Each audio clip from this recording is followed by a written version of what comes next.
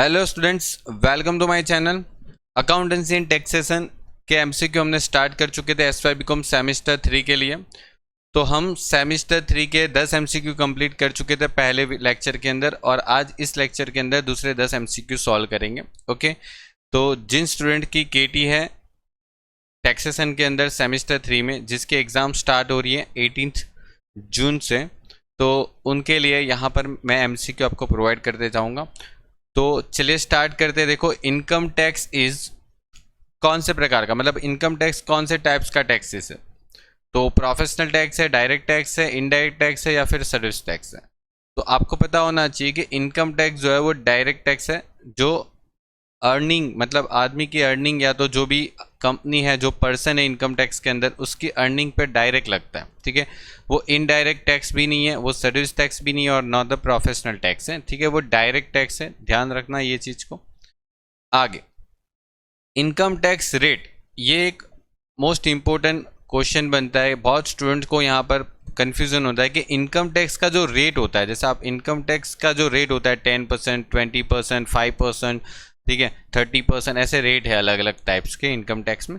तो वो जो रेट है वो कैसे फिक्स किया जाता है, कौन से एक्ट में फिक्स किया जाता है। तो देखो, income tax rate fix in blank, मतलब कौन से एक्ट के अंदर फिक्स किया जाता है, ABCD में से कौन सा ऑप्शन सही होगा। ठीक है, तो देखो स्टूडेंट्स, इनकम टैक्स का जो रेट होता है वो फाइनेंशियल एक्ट, मतलब फाइनेंस एक्ट में मतलब फिक्स किया जाता है, ना कि इनकम टैक्स एक्ट में। बहुत सारे स्टूडेंट यहाँ पर इनकम टैक्स एक्ट टिक कर देते हैं। इनकम टैक्स एक्ट में रेट फिक्स नहीं किया जाता है। रेट जो फिक्स किया जाता है इनकम टैक्स का जो रेट है वो फाइनेंस एक्ट में फिक्स किया जाता है। ठीक है, जो एवरी ईयर जो बजट आता है ना, आपको पता है जो बजट आता है, फाइनेंशियल बजट जो आता है, उसके अंदर रेट हर साल चेंज करना चाहती है गवर्नमेंट। तो हर साल जो नया फाइनेंस एक्ट आता है बजट के हिसाब से, वो उसके अंदर रेट चेंज कर सकती है गवर्नमेंट, तो वो चेंज करते हैं। ठीक है, तो वो फाइनेंस एक्ट में आता है, ना कि इनकम टैक्स एक्ट में। ठीक है, तो ये चीज़ ध्यान रखना। Next, as per the income tax act person include. अब ये भी एक मोस्ट इंपॉर्टेंट क्वेश्चन बनता है अगर आपकी एग्जाम होती है एमसीक्यू के अंदर। ठीक है, जो 18 जून से, तो यहाँ पर ये पर्सन से एक एमसीक्यू एटलीस्ट आ सकता है, एक या दो एमसीक्यू यहाँ से पूछ सकते हैं।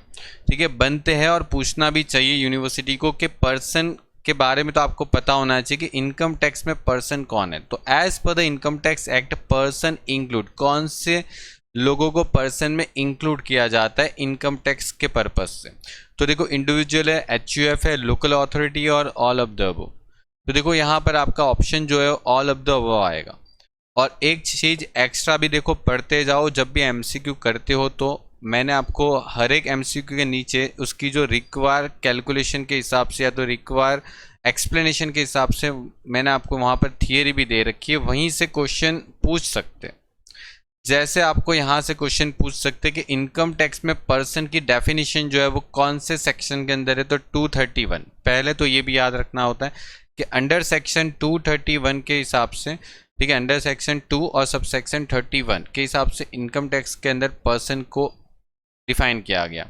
अब उसमें कौन से लोगों को डिफाइन किया गया है, individual, HUF, company, firm, association of person जिसको हम शॉर्ट में AOP बोलते हैं, बॉडी ऑफ इंडिविजुअल जिसको हम BOI बोलते हैं शॉर्ट में, और इनकॉर्पोरेट और नॉट, चाहे वो इनकॉर्पोरेट होते हैं इंडिया में या नहीं होते, कोई फर्क नहीं पड़ता, वो पर्सन है। और लोकल अथॉरिटी, जैसे अपनी म्यूनसिपालिटी SMC है, ठीक है, अहमदाबाद म्यूनसिपालिटी, ये सब लोकल अथॉरिटी हो सकती है। और आर्टिफिशियल जुरिडिक्शन पर्सन, जैसे अपनी यूनिवर्सिटी है, ठीक है, VNSU, वीर नर्मद साउथ गुजरात यूनिवर्सिटी, ये एक आर्टिफिशियल पर्सन है। ठीक है, तो यहाँ पर ये भी आपको पूछ सकते हैं कि ये मतलब आपको नाम दे देंगे कि पर्सन के हिसाब से मतलब VNSU क्या है। ठीक है, आर्टिफिशियल जुरिडिक्शन पर्सन है, फिर या फिर जुरिडिकल पर्सन है, या फिर वो HUF है, या फिर वो कंपनी है, या फिर वो फर्म है, ऐसा पूछ सकते हैं आपको। तो ये भी चीज़ आपको पता होना चाहिए कि ये पर्सन का नाम जो है उसके अंदर कौन से लोगों को इंक्लूड करते हैं। वो भी मैं आपको वहाँ पर मतलब नेक्स्ट लेक्चर के अंदर उसके MCQ लेके आऊँगा। यहाँ पर मैं जो आपको ले रहा हूँ सिर्फ बेसिक MCQ है, तो इतना पढ़ो आप। यहाँ से MCQ डेफिनेटली एक आ सकता है पर्सन से। 14, अब देखो आपको एक रेसिडेंशियल स्टेटस करके एक चैप्टर है, उसके अंदर से भी एक दो एमसीक्यू पूछेंगे ही पूछेंगे। तो यहाँ पर देखो, to be an ordinary resident, आपको ऑर्डिनरी रेसिडेंट को बनाना, मतलब कोई पर्सन को ऑर्डिनरी रेसिडेंट कब बोल सकते हैं हम? तो यहाँ पर बोला एन इंडिविजुअल मस्ट सेटिस्फाई, कौन सी कंडीशन सेटिस्फाई होती है? तो आपको पता है दो कंडीशन होती है, एक तो बेसिक कंडीशन होती है, ओके, और एक होती है एडिशनल कंडीशन। ओके, दोनों कंडीशन की मैं अभी बात नहीं करूंगा, लेकिन उसके ऊपर एमसीक्यू मैं आपको नेक्स्ट लेक्चर के अंदर जरूर करवाऊंगा। लेकिन आज जो मैं एमसीक्यू लेके आ रहा हूं वो सिर्फ बेसिक एमसीक्यू है। तो देखो, बेसिक कंडीशन जो है उसके अंदर आपको पता है दो कंडीशन है, ए और बी, और यहां पर भी एडिशनल कंडीशन में भी दो कंडीशन है, ए और बी। अब यहां पर आपको सिर्फ बेसिक पता होना चाहिए कि ये दो कंडीशन के बीच में है ना, यहां पर उन लोगों ने और यूज किया है, और यहां पर इन दोनों कंडीशन के बीच में एंड यूज किया है। क्या? एंड। इसका मतलब क्या हो जाता है? तो देखो, इसका मतलब ये हो जाता है कि इन दोनों में से कोई भी एक कंडीशन, और इन दोनों में दोनों कंडीशन फुलफिल होनी चाहिए, कंप्लीट होनी चाहिए। ठीक है, दोनों कंडीशन कंप्लीट होनी चाहिए। मतलब यहां पर बोथ कंडीशन है, और यहां पर एनी वन, मतलब यहां पर एनी वन लिख सकता हूं। ठीक है, तो आपको ये पहले ओवरव्यू पता होना चाहिए कि दो बेसिक कंडीशन है, दो एडिशनल कंडीशन है। बेसिक कंडीशन अगर दोनों में से कोई भी एक, मतलब एनी वन, अगर दोनों में से कोई भी एक कंप्लीट होती है तो उसको हम रेजिडेंट बोलते थे। ओके, रेजिडेंट बोलते थे। और अगर दोनों में से कोई भी एक कंडीशन सेटिस्फाई होती है तो वो रेजिडेंट हो गया। और अगर रेजिडेंट होता है तो उसकी एडिशनल कंडीशन चेक करते थे। अगर रेजिडेंट होता था तो एडिशनल कंडीशन चेक करते थे। तो ऑर्डिनरी रेसिडेंट कब बनेगा? जब दोनों कंडीशन सेटिस्फाई होती, यहां पर दोनों कंडीशन सेटिस्फाई होती, तब जाके वो कौन सा मतलब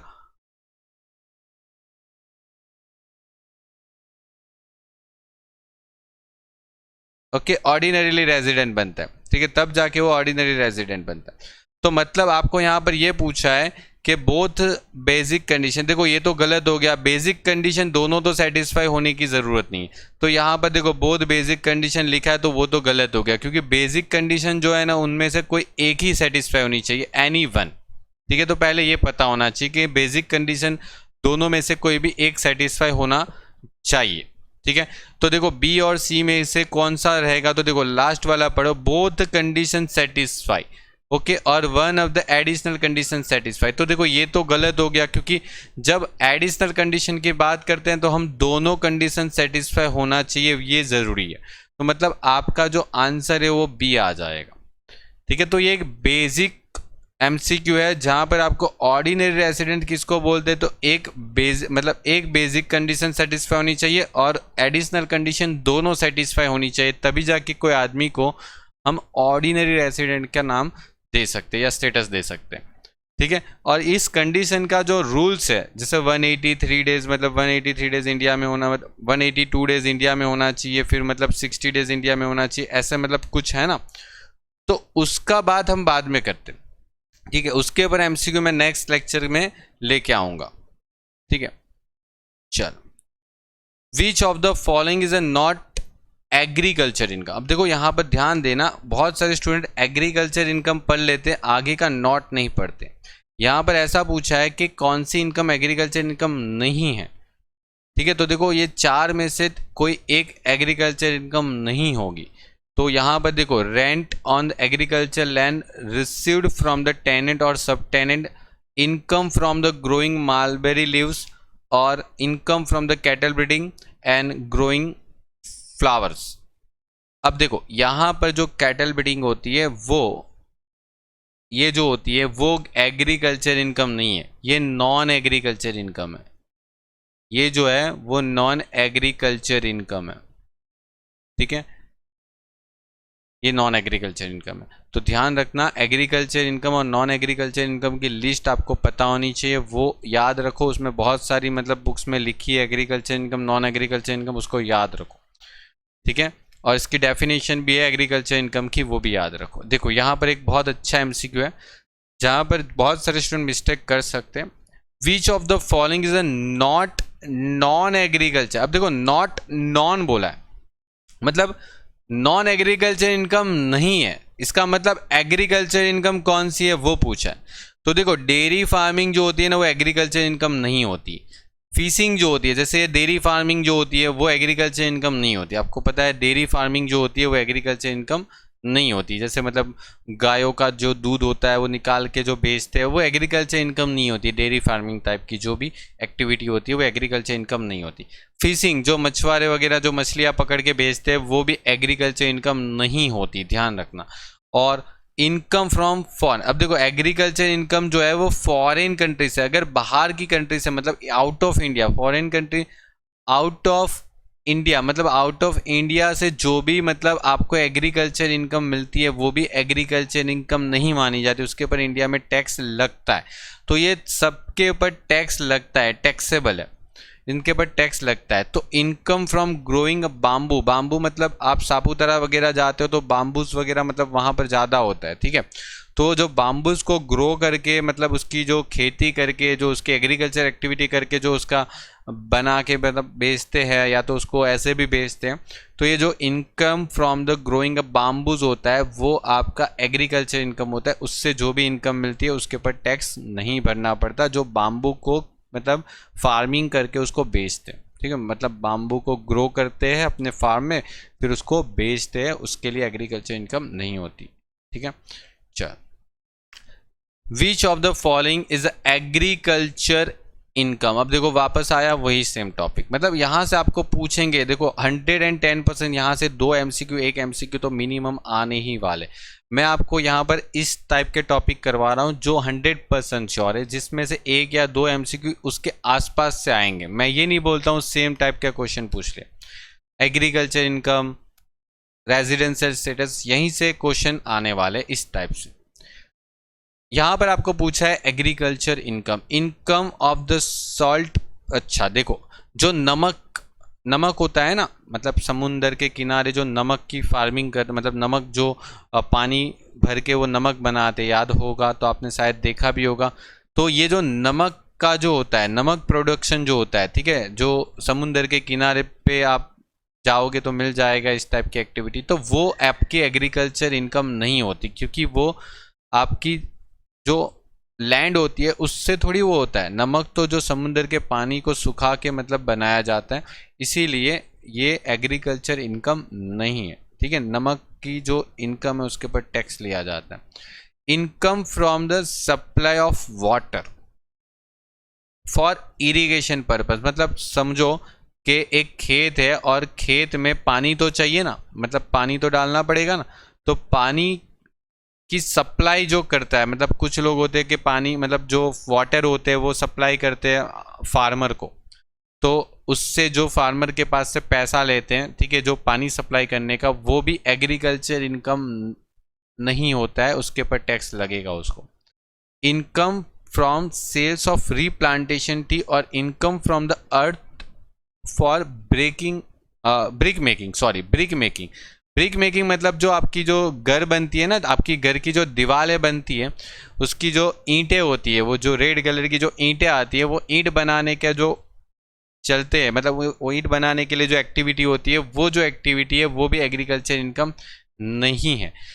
तो एग्रीकल्चर इनकम किसको बोलते हैं? रीप्लांटेड टी, मतलब जो रीप्लांटेड टी होते हैं, जैसे आप मतलब जो गमले में मतलब आपके घर में गमले में मतलब आप जो ट्री मतलब वगैरह जो ग्रो करते हो वो कहीं से खरीदते हो ना, तो वो लोग क्या करते हैं, मतलब ट्री को अपने खेतों में मतलब ग्रो करते हैं, फिर उसको निकाल के बेच देते हैं, तो वो रीप्लांटेशन ट्री हो जाता है। मतलब उस टाइप की जो एक्टिविटी है वो आपकी एग्रीकल्चर एक्टिविटी हो जाती है, एग्रीकल्चर इनकम आप बोल सकते हो। बाकी तीन जो थी वो एग्रीकल्चर एक्टिविटी नहीं थी, ठीक है। तो एग्रीकल्चर इनकम को ध्यान से पढ़ो, बुक्स में से उसके टॉपिक है, उधर से क्वेश्चन बन सकता है। Which of the following is not object of tax planning. अब देखो स्टूडेंट्स, यहाँ पर टैक्स प्लानिंग से भी एक क्वेश्चन 100% श्योर है, आ सकता है। टैक्स प्लानिंग है, टैक्स एविंशन है, टैक्स की जो चोरी होती है जिसको हम बोलते हैं टैक्स एविंशन, तो उधर से भी आपको MCQ आ सकता है। टैक्स प्लानिंग है, ठीक है। तो टैक्स प्लानिंग का यहाँ पर क्या सीन है, तो देखो टैक्स प्लानिंग किसको बोलते हैं, तो टैक्स प्लानिंग का मतलब क्या होता है कि आप लीगल तरीके से, मतलब आप लीगल तरीके से इलीगल तरीके से नहीं, लीगल तरीके से अपने टैक्स को बचाने की कोशिश करते हो। ठीक है, जैसे अपने इंडिया में इनकम टैक्स में बहुत सारी ऐसी सेक्शन भी है जिसको यूज करके हम लीगल तरीके से हमारे टैक्स प्लानिंग को बेटर करके टैक्स कम भर सकते हैं। ठीक है, लेकिन लीगल तरीके से जो इनकम टैक्स में सेक्शन है उसको यूज करके, जैसे आपने मतलब कैपिटल गेन पढ़ा होगा तो उसमें एक सेक्शन आती थी सेक्शन 54। ठीक है, यहां से भी क्वेश्चन आएंगे, मैं आपको नेक्स्ट लेक्चर के अंदर इसके भी क्वेश्चन करवाऊंगा। सेक्शन 54 आती थी जो कैपिटल गेन में आती। ओके, कैपिटल गेन में आती। अब यहां पर क्या था याद करो, आपको शायद पता हो कि आप क्या करते थे, अपना एक घर था उसको बेच के, मतलब इसको सोल्ड करके इससे जो भी गेन होता था उसके पर टैक्स ना भरना होता तो आप क्या करते थे, नया घर खरीद लेते थे एक। ठीक है, न्यू घर खरीद लेते थे, न्यू हाउस परचेस कर देते थे रेजिडेंस, और आप फिर बोलते थे कि सेक्शन 54 का क्या ले लेते थे, एग्जेम्पशन ले लेते थे। तो ये एक लीगल तरीका है, मतलब यहाँ पर आप कोई टैक्स की चोरी थोड़ी कर रहे हो। ठीक है, गवर्नमेंट आपको कोई मना नहीं करेगी। तो इसको बोलते हैं टैक्स प्लानिंग, क्या आप लीगल तरीके से कायदे का इस्तेमाल करके लीगल तरीके से टैक्स को बचा सकते हो। ठीक है, तो यहाँ पर रिड्यूस टैक्स लायबिलिटी, यस बिल्कुल, टैक्स प्लानिंग का जो मेन पर्पज है वो यही तो है कि टैक्स को कम करना लीगल तरीके से। To invest as per the income tax law, देखो यहाँ पर मैंने बोला लीगल तरीके से मतलब क्या हो जाता है, एज पर लॉ। ये लीगल तरीका का मतलब क्या हो जाता है, पर लॉ, पर टैक्स लॉ, मतलब लीगल तरीका। जो भी इलीगल तरीके से टैक्स नहीं बचाना, लीगल तरीके से टैक्स बचाना। और रिड्यूस द टैक्स लायबिलिटी, और आपकी जो टैक्स है उसको कम करना। तो मतलब ये दोनों तो ऑब्जेक्ट है, सही है। तो मतलब अवॉइड का मतलब क्या हो जाता है, आप टैक्स भरने से अवॉइड कर रहे हो, टैक्स भर नहीं रहे हो। आपकी इनकम है, टैक्स भी आ रहा है आपकी इनकम पे, लेकिन आप टैक्स भर नहीं रहे हो, अवॉइड कर रहे हो टैक्स को। तो टैक्स अवॉइडेंस जो है वो टैक्स प्लानिंग का पार्ट नहीं होता, क्योंकि वो तो नहीं चलेगा ना, वो गवर्नमेंट आपको उसके पर पेनल्टी वसूल करेगी जब पकड़े जाओगे तो tax avoidance is a not object of tax planning. तो ये चीज यहां पर ध्यान देना। ठीक है, चलिए यहां पर एक मोस्ट इंपोर्टेंट एमसीक्यू, ये मोस्ट इंपोर्टेंट एमसीक्यू है। यहां से आपको जनरली एक क्वेश्चन, यहां से भी एक या दो या तीन क्वेश्चन डेफिनेटली पूछ सकते हैं कैपिटल गेन से। कैपिटल एसेट्स जो है उसके अंदर कौन सी एसेट्स इंक्लूड होती है, कौन सी एसेट नहीं होती, वो ध्यान से पढ़ के जाना, डेफिनेटली यहां से क्वेश्चन आएगा। आपको पता है कि यहां पर बोला है, देखो which of the following is a capital assets, कौन सी कैपिटल एसेट्स है। तो देखो उससे पहले आपको पता होना चाहिए कि कैपिटल एसेट्स के अंदर सेक्शन कौन सी लगती है। फिर सरकार ने क्या बोला, property of any kind. Okay, कोई भी मतलब कोई भी टाइप की प्रॉपर्टी हो जो एसेट्स के पास है, वो चाहे वो बिजनेस से कनेक्टेड हो या नहीं हो। देखो यहाँ पर लिखा भी वेदर और नॉट कनेक्टेड विद बिजनेस और प्रोफेशन, चाहे वो बिजनेस से कनेक्टेड हो या नहीं हो, उसको हम कैपिटल एसेट मानेंगे। मतलब सरकार ने क्या बोला, आपके पास जितनी भी प्रॉपर्टी है वो सब कैपिटल एसेट्स है। फिर बोला any security held by FII, मतलब फॉरेन इंस्टीट्यूशन इन्वेस्टर हो जाते हैं, which has invested in such security as per the SEBI regulation. तो ये दोनों कैपिटल एसेट्स हो गई, मतलब ये दोनों कैपिटल एसेट है। लेकिन यहां पर एक्सक्लूजन दे रखा है। एक्सक्लूजन का मतलब क्या हो जाता है, ये सब कैपिटल एसेट नहीं है, नॉट कैपिटल एसेट्स, ये सब कैपिटल एसेट नहीं है। जैसे आपके पास स्टॉक है दुकान में, जैसे रॉ मटेरियल जो है आपके दुकान में जो बेचने के पर्पज से आपने रखा है, वो आपकी कैपिटल एसेट नहीं है।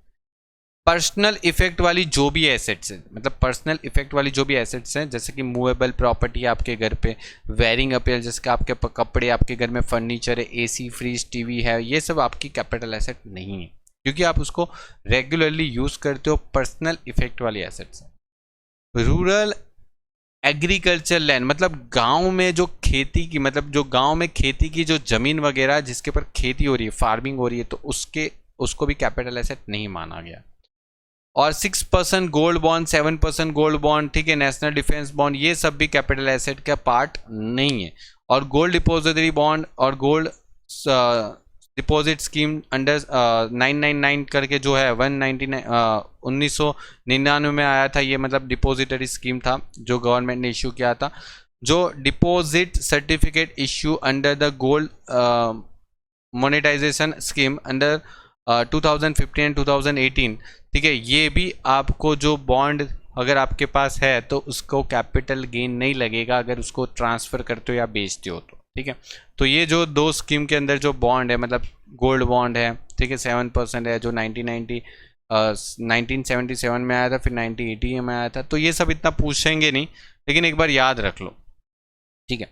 अब यहाँ पर कौन सी चीज़ पर्सनल इफेक्ट में एक्सक्लूसिव है, मतलब ये सब कैपिटल एसेट्स है, ये सब कैपिटल एसेट्स है, ये सब कैपिटल एसेट है। जैसे कि ज्वेलरी कैपिटल एसेट है। आर्कोलॉजिकल कलेक्शन, पता है आर्कोलॉजिकल कलेक्शन क्या होता है? इसको आर्कोलॉजिकल कलेक्शन बोलते हैं। ये आर्कोलॉजिकल कलेक्शन होता है, मतलब पुरानी वस्तु जो आपके पास, मतलब बहुत पुराने ज़माने के सिक्के हैं, या राजाओं के मुकुट वगैरह है, या तो राजाओं के कपड़े हैं, या मतलब होते हैं ना, मतलब पुराने जो म्यूज़ियम में रखे जाते हैं, जो पुराने राजाओं की जो तलवार वगैरह है, या तो पत्थरों की पुरानी मूर्तियाँ हैं, पुराने पेंटिंग्स है, ये सब आर्कोलॉजिकल कलेक्शन में आता है। ड्राइंग्स, पेंटिंग एंड स्कल्पचर्स, मतलब वो पत्थरों की जो मूर्तियाँ हैं, एनी वर्क ऑफ आर्ट, ठीक है, एनी वर्क ऑफ आर्ट, ये सब कैपिटल एसेट्स है, ध्यान रखना। मतलब कौन सी चीज़ कैपिटल एसेट नहीं है, कौन सी है, वो खास ध्यान रखो, क्योंकि वही पूछते हैं। तो देखो अभी इतना पढ़ लिया तो आपको यहाँ पर ये आइडिया आ जाना चाहिए कि यहाँ पर कैपिटल एसेट कौन सी है। ये आर्कोलॉजिकल कलेक्शन जो होती है वो कैपिटल एसेट है। बाकी फर्नीचर जो है आपके स्टॉक इन ट्रेड में है तो वो कैपिटल एसेट नहीं। पर्सनल जो कार होती है आपकी वो तो मूवेबल एसेट्स होती है जिसका आप डेली यूज़ करते हो, कैपिटल एसेट नहीं है। और रूरल एग्रीकल्चर लैंड भी तो कैपिटल एसेट नहीं है। तो आपकी आर्कोलॉजिकल कलेक्शन कैपिटल एसेट हो सकती है, ठीक है। इसके ऊपर से काफ़ी एमसीक्यू बना सकते हैं, मैंने एक बना के आपको बताया, इसके ऊपर काफ़ी अलग अलग टाइप के बन सकते हैं। नेक्स्ट लेक्चर के अंदर इसको भी देखेंगे। और एक लास्ट एमसीक्यू है, देखो चार्जिंग सेक्शन। ये आपको पता होनी चाहिए कि कौन सी सेक्शन चार्जिंग सेक्शन है कैपिटल गेन के लिए। कैपिटल गेन की जो चार्जिंग सेक्शन है वो 45 सबसेक्शन 2 है, ठीक है। तो मतलब यहाँ पर जो डी ऑप्शन है वो आपका करेक्ट ऑप्शन है। कंप्लीट। तो देखो ये आपका 20 एमसीक्यू दूसरे कंप्लीट करवा दिए, जिसको मैंने पूरे एक्सप्लेनेशन के साथ आपको दिए। और इसकी पीडीएफ अगर आपको चाहिए तो नीचे लिंक दे रखी है डिस्क्रिप्शन में, वहाँ से आप टेलीग्राम चैनल ज्वाइन करके ले सकते हो। और आगे भी आपको टेलीग्राम चैनल का फ़ायदा होगा, क्योंकि अगर आप अभी सेमिस्टर 5 में भी आने वाले हो तो सेमिस्टर 5 के लिए भी मैं वहाँ पर कोर्स लॉन्च कर रहा हूँ, आप वहाँ से जाके देख सकते हो पूरा। ओके, चलो goodbye and take care and best of luck for your exam.